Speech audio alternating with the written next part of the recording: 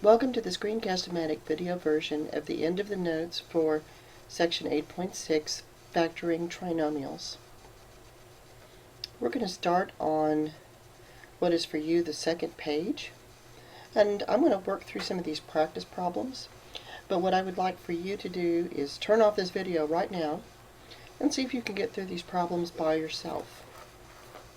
That's the best way for you to learn.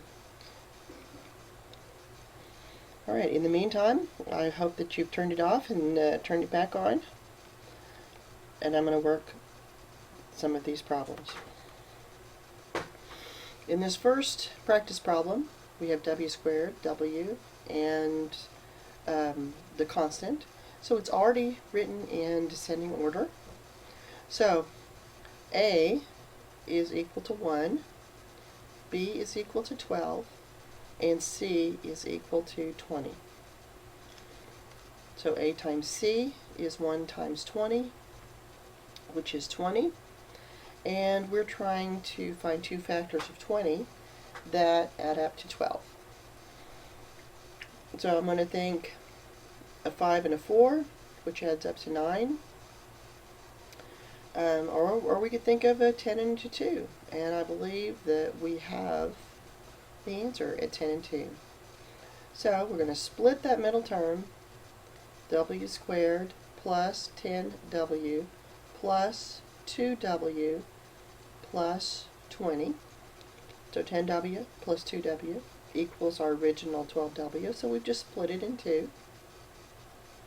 Now we can factor w times w plus 10 and 2 times w plus 10. So we've got the same factor.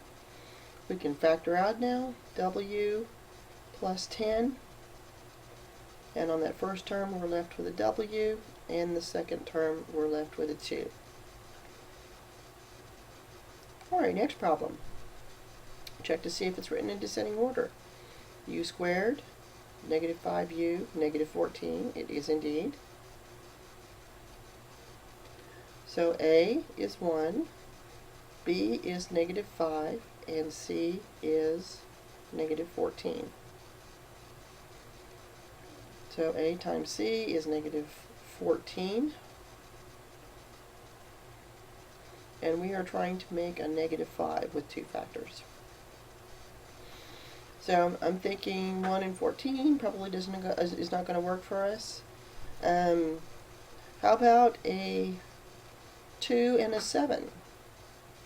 Well, we have to make a negative 5, so if we make that a negative 7 and a positive 2, I think we have it. So we're going to split that middle term, u squared minus 2u plus 7u minus 14. And we're going to create our groups. U times u minus 2 plus 7 times u minus 2. And then, so our common factor is u minus 2, and we're left with a u plus 7. Okay, next problem. It's already written in descending order. So a times c is negative 15, and b is 7. So negative 15, and it's going to add up to a positive 7. So I'm going to try a 3 and a 5, but I don't think this is going to work. And a 1 and a 15, but I don't think that's going to work either.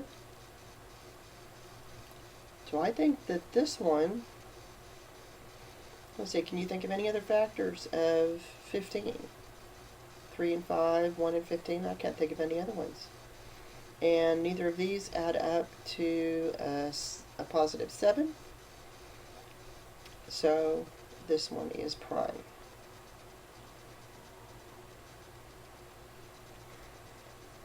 Okay, we can deal with this as long as we have this. We have two variables, and they're arranged in descending order of the variable x. So we have an x squared, an x, and a term that doesn't have an x in it. So Particularly, you can evaluate this if you have an x squared and a y squared, and then your middle term has an x times y. Then you know that there's a possibility that that can be factored. So this is in descending order of x already. So a is equal to 6, b is equal to -7, and c is equal to 1. So a times c is equal to 6, and we're going for a -7. So how about a -1 and a -6? Those add up to a -7. So let's split the middle term.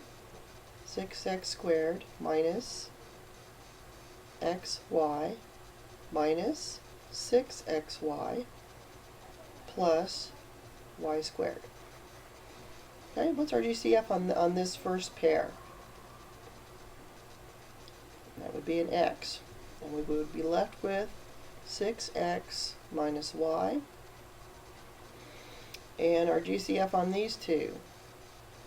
Well, we've got a negative going on here, so we're going to factor out that -6y, and we're left with, no, we can't figure out a -6.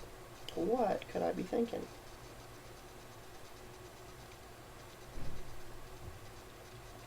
We're going to factor out a -y, though. And we're left with 6x minus y. Collect those guys together. X minus y, 6x minus y, and that would be our answer. Okay, I'm going to run through these problems really quickly, and you can follow along, and hopefully you'll be checking your own answers. I'm just going to write.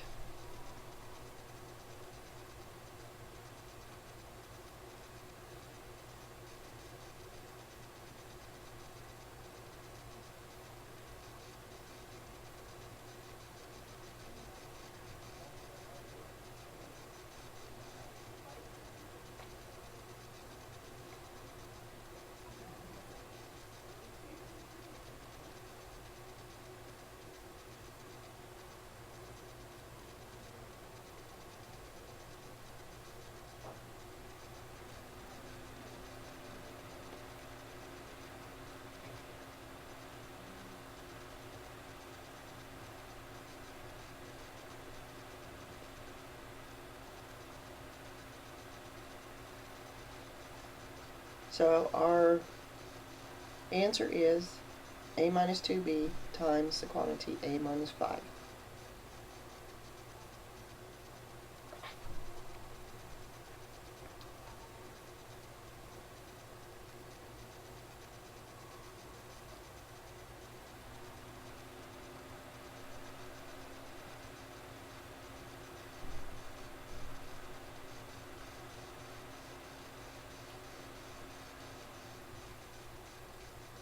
Let's see, I'm looking at a -2 and a 3 and a 3 and a -2, but I am not seeing anything here that is going to add up to 4, or 1 and a 6, or a 6 and a 1. None of these are going to add up to 4, so this one is going to be prime.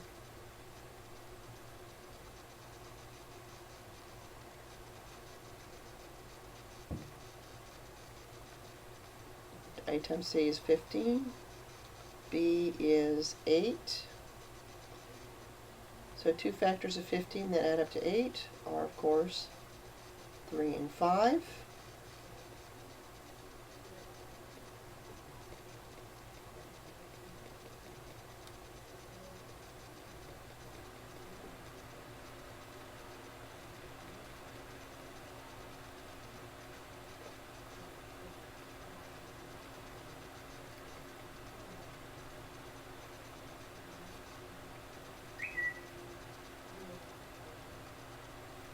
And two last ones here.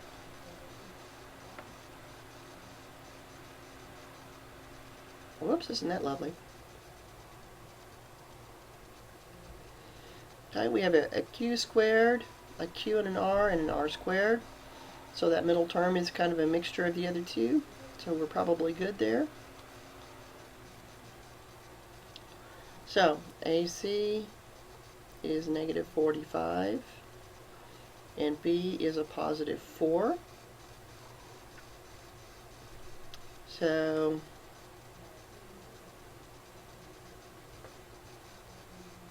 I'm thinking a 5 and a 9. And the 9 has to be the positive one, so that these multiply together to make negative 5. And then they add together to make a positive 4.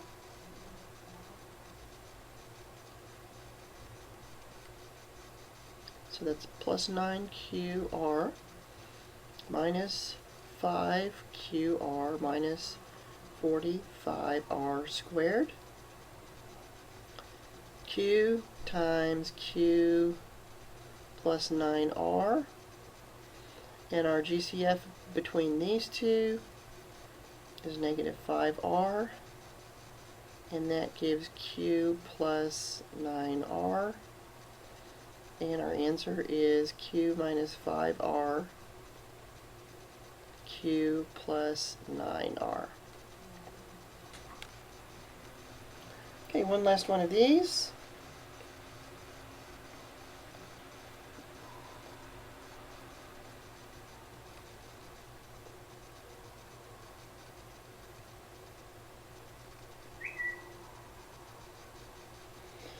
Okay, two factors of a negative 70 that are a positive 3. Well, how about a 10 and a 7?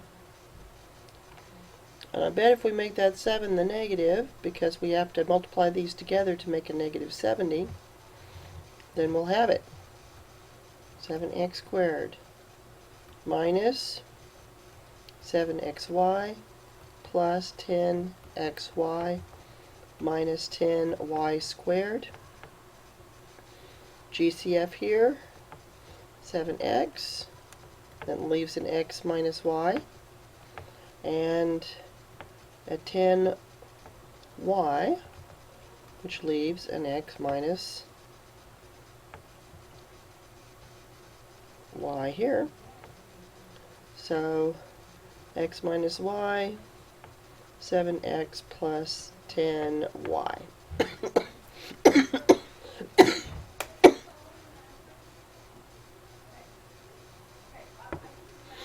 Okay, I'm going to let you go to another video to see that last page of notes.